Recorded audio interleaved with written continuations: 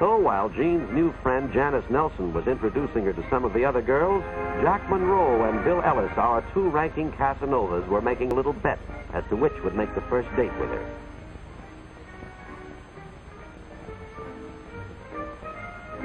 Bill Ellis made the first move.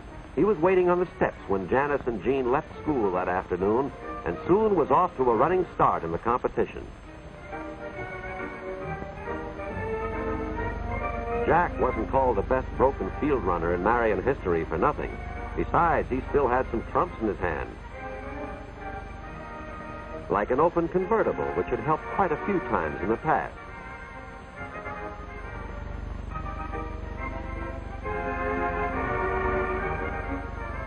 Bill didn't know it yet, but he was about to be outmaneuvered by an old trick, the fake flat tire. Jack was well in the lead now. He drove 12 blocks out of his way to drop Janice off first.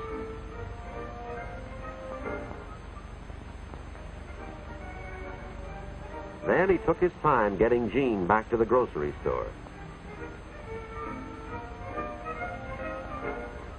Jean introduced Jack to her mother and father, and presto, he'd won. He had a date with Jean for Friday night.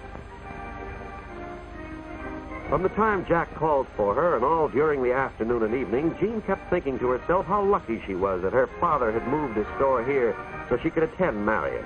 She was a brand new student, and already she'd won the art contest, made a whole circle of friends, had been asked to pledge the girls' club, and now here she was out with the most popular boy in school.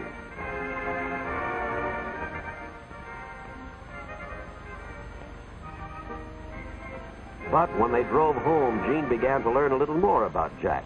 His popularity had gone to his head. He was completely sure of himself, confident that none of the girls could resist him.